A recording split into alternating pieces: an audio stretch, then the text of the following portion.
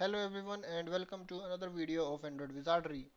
In today's video, we are continuing our to-do list series. In our previous video, we have created our recycler view. And in this video, we are going to implement our room database to store the recycler view items in such a way that whenever user restarts the app, the items will still be there. So what is a room database? So app needs to store data, maybe a user task, contacts, login info, or some offline messages. Storing data in memory, like array list or something, is temporary. When the app is closed, it's gone. So we need a permanent storage. That's where SQLite comes in. But working directly with SQLite is complex, involves a lot of error-prone SQL strings, and it lacks a compile time checks. So Room is a library provided by Android which makes using SQLite super simple. It uses annotations like entity and DAO. It also ensures that your database code is safe and clean. So there are three main components of Room. Number one is entity. This is a model class that represents a table in your database. Then there is DAO, data access object. It is an interface where you define functions like insert a task, get all task, delete a task, things like that. Then there is this database. This is an abstract class that connects everything together and gives you access to DAO, that is data access object. So let's start with the implementation now. In our previous video, we have created this item class, and this item class we are going to convert it into entity. But before doing that, we have to add our dependency. So here we are going to add our room dependency.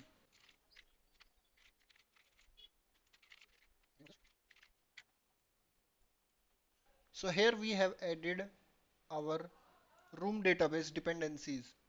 So we have added two dependencies. One is the implementation of room database and another is annotation processor. So our project is now synced and let's move to the implementation. So here we are going to add an annotation entity. So this will be our table name, items. Here we have to add one more object, ID, that is the unique ID. This is going to be our primary key. We will auto generate it. Now we will create our DAO interface. Here also we are going to play around with the annotations. So this is going to be our insert query.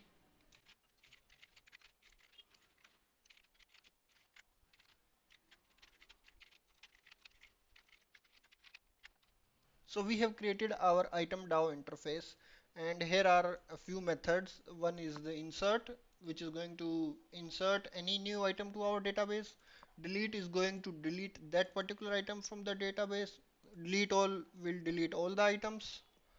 Update will update that particular item, and get all items, we can use it to get all the items from our database.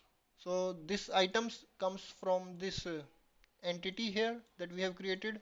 So you can either use these predefined annotations or you can use query annotation to write your own command. Now we are going to create our database.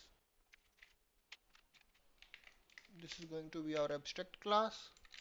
This is going to extend our room database,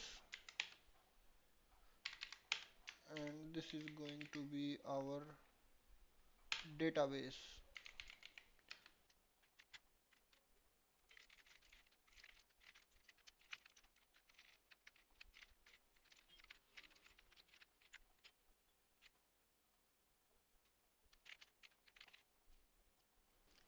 So our data class is now ready, and here what we are doing is we have created an instance object, we have created an object of our item DAO, and here we are creating a get instance method which is accepting context as a parameter, and if our instance is null, we are creating a new instance of our database and we are returning it.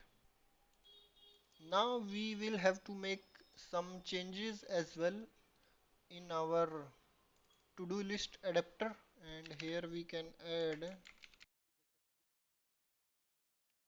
so we can have it like this, which will add all the tasks to the list, and we will notify that data set is changed. Here we have to create one interface as well.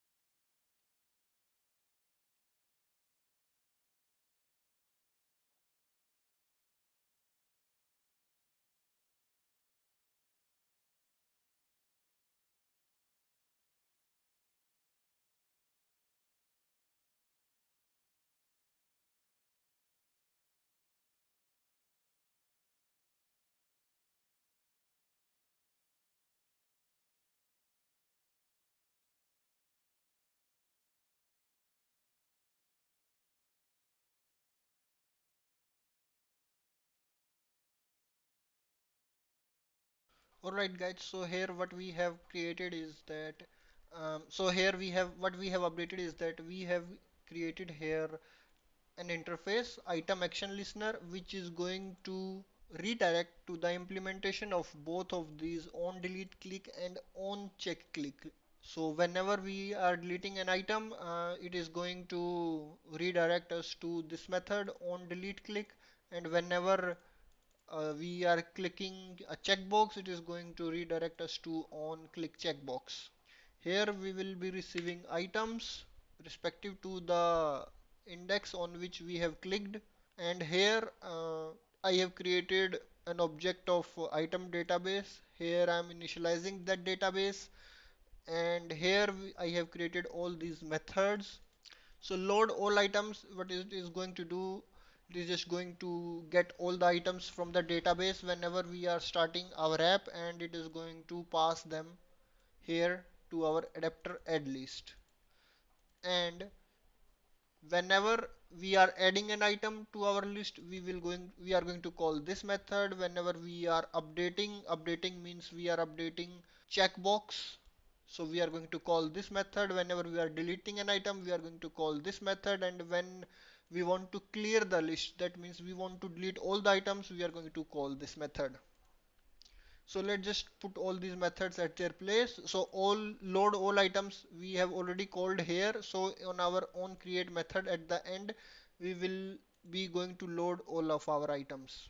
And add item, how it will take place is that this is how we are going to implement our add item. Update item will go here. Then delete item will go here. And let's create one more button which is going to delete all the items. Right below this we are going to create another button.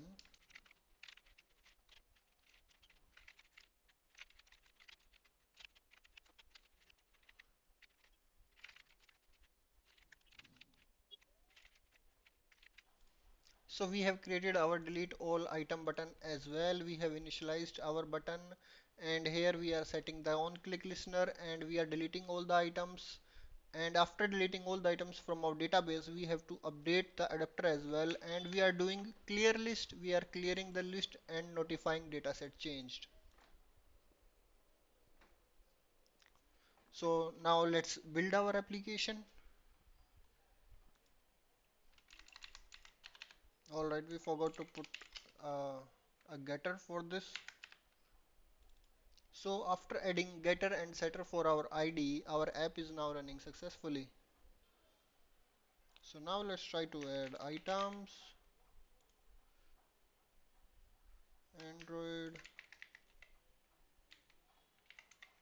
Wizardry.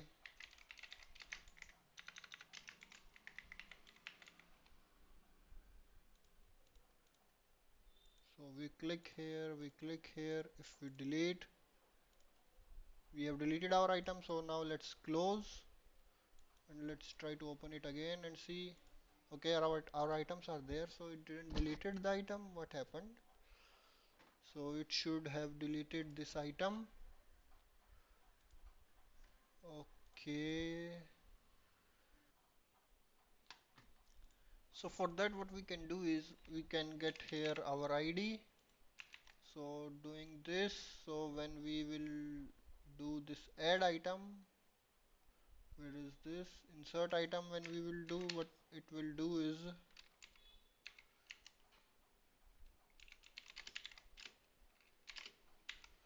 it will work like this, and then we can do this, and this thing we can do here.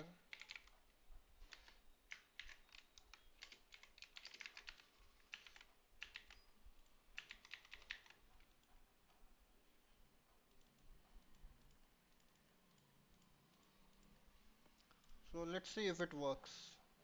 Okay, we have our app. Let's open the inspector as well. So we have installed our app freshly here, and here we should get all the items properly. So here let's add 1, 2, 3, 4. Okay, now let's delete 2, it is deleted, delete 4, deleted 1, deleted, clear list, deleted, it is working now. And here let's just say Android Wizardry. Now we will check the checks. So here we have clicked it, we have clicked this as well, and now if we close our app and open it again, and yeah, now it is working just fine. So the issue that we were facing was related to this ID not being updated, which is a crucial part, because ID is the primary key in our database, and database identifies the objects based on the primary key, and if it is not being updated, database will not know where to do these update and delete item operations. The delete all items is working because it is just clearing everything from the table, because it doesn't require any unique ID. Add item is working because it was just adding. Load items was also working because this also doesn't require any unique ID. But this update and delete requires unique ID, so that's why these were not working. But now these are working just fine. So for that we have updated our insert method, which is returning long as a ID. So it is returning the ID here. Now our app is working just fine. So that's it for this video, guys. So this is how to store your data into the database. This is how you work with RecyclerView and Room database combined. I hope you have liked the video and you have learned how to use your Room database. In our next video, we are going to add some advanced features. So that's all for this video, guys. I hope you liked the video and you have learned something. Make sure to hit the like and subscribe button, and see you all in the next video.